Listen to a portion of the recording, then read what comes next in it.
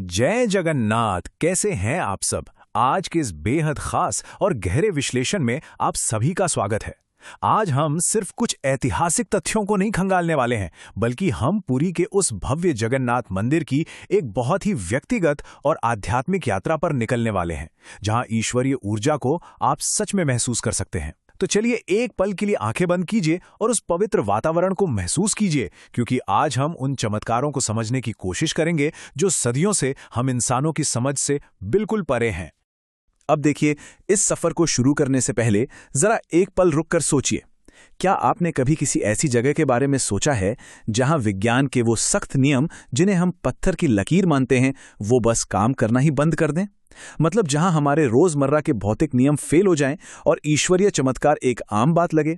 जी हां, बिल्कुल यही वो अद्भुत रहस्य है जो पुरी के इस पावन प्रांगण में हर दिन घटता है, और आज की हमारी इस चर्चा का मुख्य विषय भी यही है। पूरे 1000 साल। जी हां, ये कोई एक दो दिन पुरानी बात नहीं है।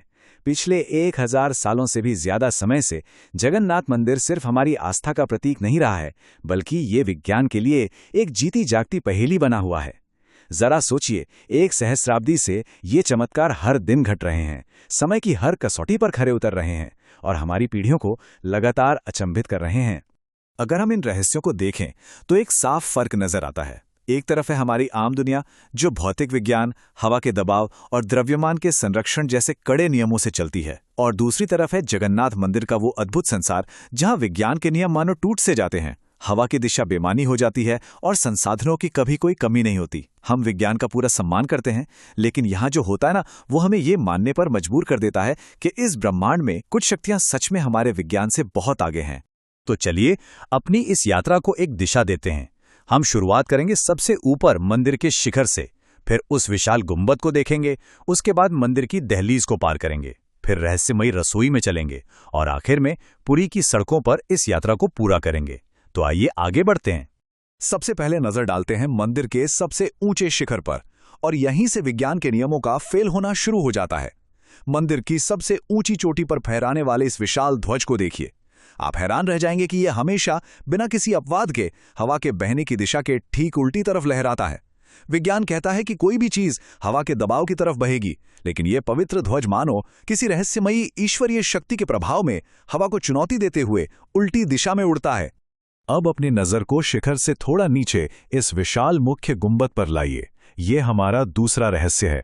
दिन का कोई भी समय हो, सूरज आसमान में कहीं भी हो, इस भव्य गुंबद की परछाई कभी जमीन पर पड़ती ही नहीं।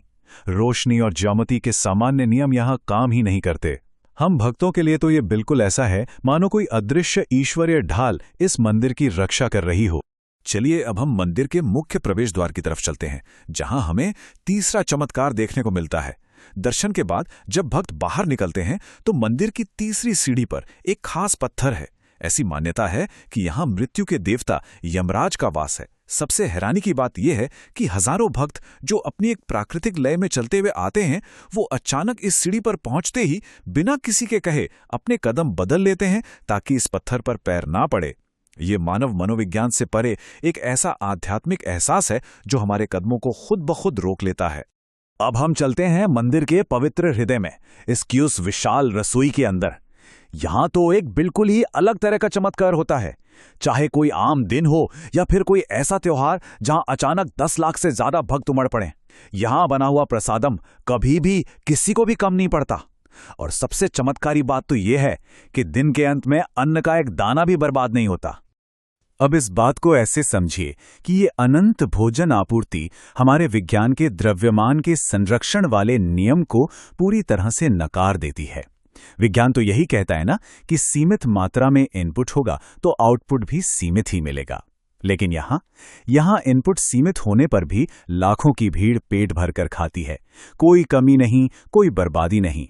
सच कहूं तो ये कोई गणित का समीकरण नहीं है, ये तो बस भगवान जगन्नाथ की विशुद्ध ईश्वरीय कृपा है। अपने सफर के आखिरी पड़ाव में आइए रसोई से निकलकर बाहर पुरी की सड़कों पर चलते हैं। रथ यात्रा के दौरान निकलने वाले इस विशालकाय लकड़ी के रथ को देखिए। इसे खींचने के लिए हजारों लोगों की ताकत चाहिए होती है, लेकिन यहां जो होता है वो सच में रोंगटे खड़े कर देने वाला है। कई बार भीड़ के पूरा जोर लगाने से पहले ही ये विशाल रथ अपने आप आगे बढ़ने लगता है।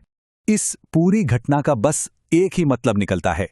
ये विशाल रथ तभी चलता है जब खुद भगवान की इच्छा होती है।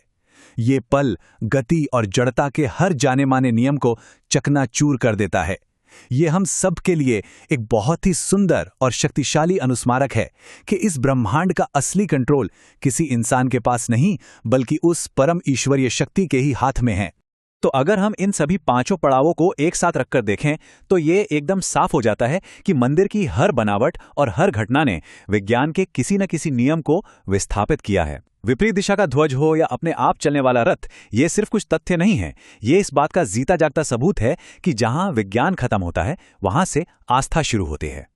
जैसे जैसे हम अपने इस विश्लेषण के अंत तक पहुंच रहे हैं, एक बात तो बिल्कुल स्पष्ट है, ये मंदिर केवल ईंट पत्थर से बनी कोई पुरानी इमारत नहीं है। ये एक जीवित तंत्र की तरह सांस लेता है। ये हमारी इंसानी समझ और उस असीम ईश्वरीय शक्ति के बीच एक ऐसा स्थायी पुल है जहां हमारी गहरी आस्था आधुनिक भौतिक विज्ञान की हर सीमा से कहीं ऊपर उठ जाती है। और अब जाते जाते मैं आपके लिए एक बहुत ही गहरा सवाल छोड़ना चाहता हूं। इन सभी चमत्कारों को देखने के बाद क्या आपको ऐसा नहीं लगता कि शायद कुछ स्थान जानबूझकर ऐसे ही बनाए गए हैं ताकि हम हमेशा हैरान होते रहें, ताकि हमें हमेशा ये याद रहे कि हमारी इस छोटी सी मानवीय समझ के परे भी एक असीमित और रहस्यमयी ईश्वरीय दुनिया मौजूद है? इस विचार को अपने साथ रखिएगा। हमारे साथ इस अद्भुत सफर में जुड़ने के लिए बहुत बहुत धन्यवाद। जय जगन्नाथ।